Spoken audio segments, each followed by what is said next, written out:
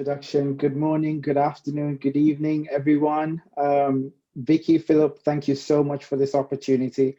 I'm truly humbled to have been invited to share the stage with you all.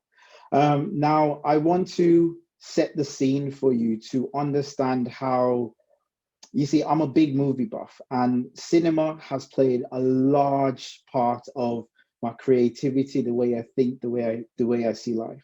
And it was in watching a random scene in a movie as a child, which I can't remember the name of the movie, but all I know is that in that moment, I understood exactly what my purpose in life was to be.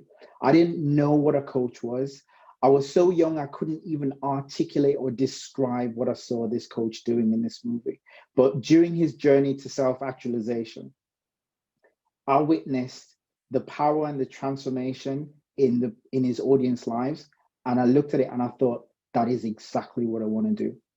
But you see, the scary thing was 5 moments later, in another random scene in the same movie, I realized exactly what it was going to cost me. And at a point, I didn't know when it was going to appear. I was going to have to sacrifice on the altar who I was at that point in time to become something different. So, quite literally, I realized I was going to have to kill myself. Now, for you to truly kind of understand what all of this is about and who I am and where I've come from, I need to kind of give you a bit more context. My name is Carlyle Latty, Alleyne, and I'm a coach.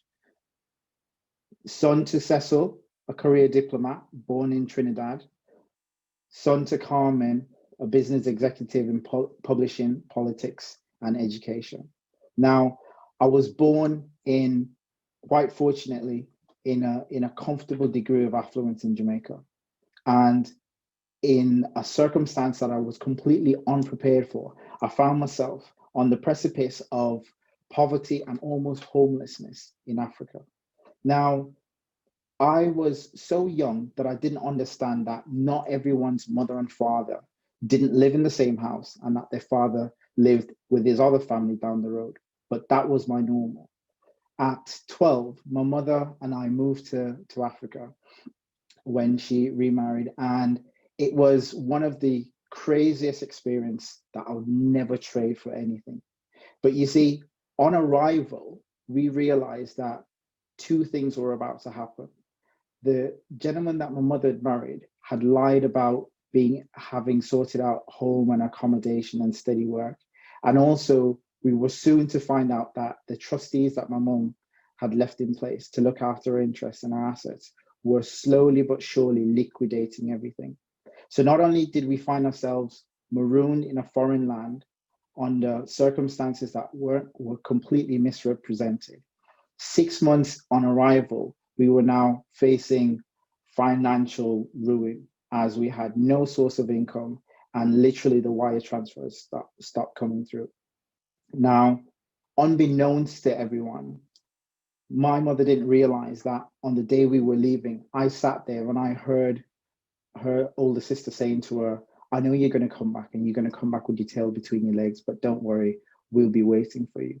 So on one faithful day at 12, that was when the moment came when I realized I was going to have to sacrifice everything that was normal to me at that point. And she looked me dead in my eyes and she said, Carlisle, we can either go back home to Jamaica and start again, or we can stay here and face the unknown.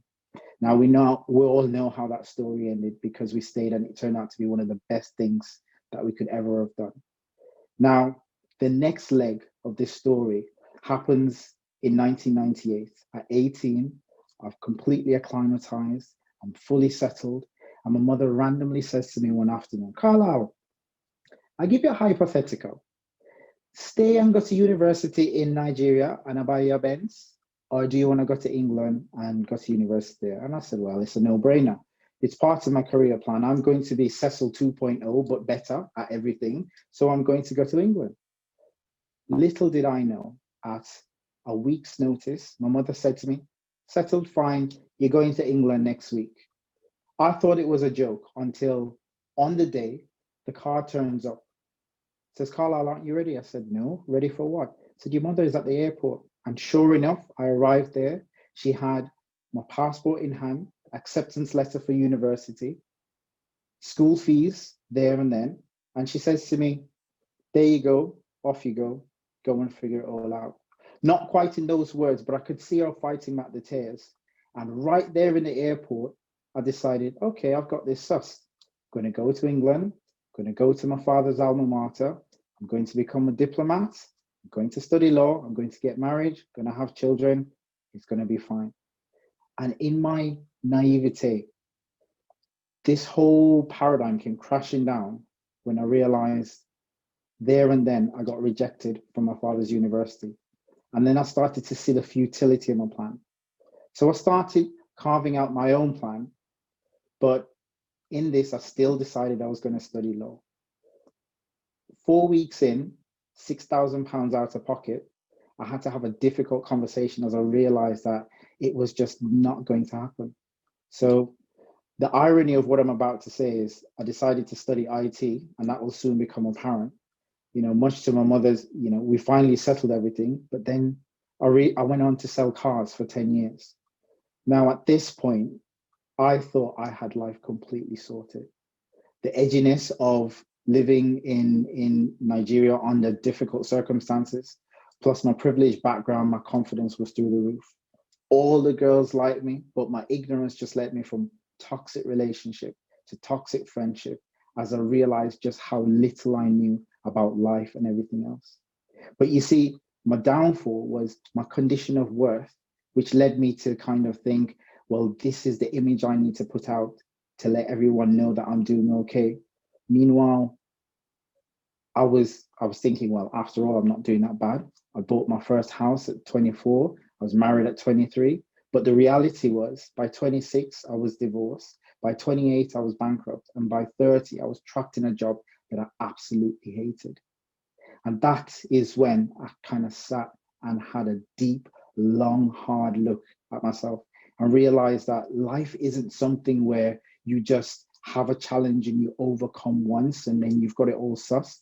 You have to go through these iterations of looking yourself dead in the eye and killing off who you are. And it's at that point that I completely shifted, completely changed gears. I started not only coaching and mentoring young adults, but in a move that would completely change me forever. That was when it all clicked in.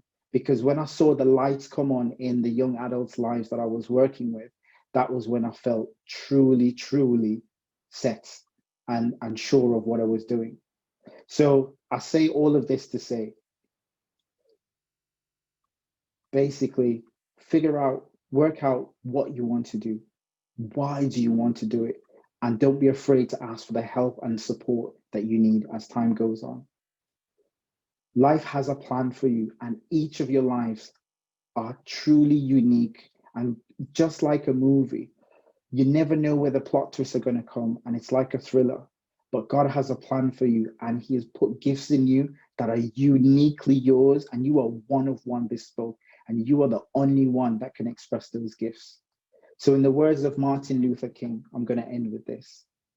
Take the first step in faith. You don't have to see the entire staircase, but just take the first step. I am Carlyle Latty, and thank you for listening.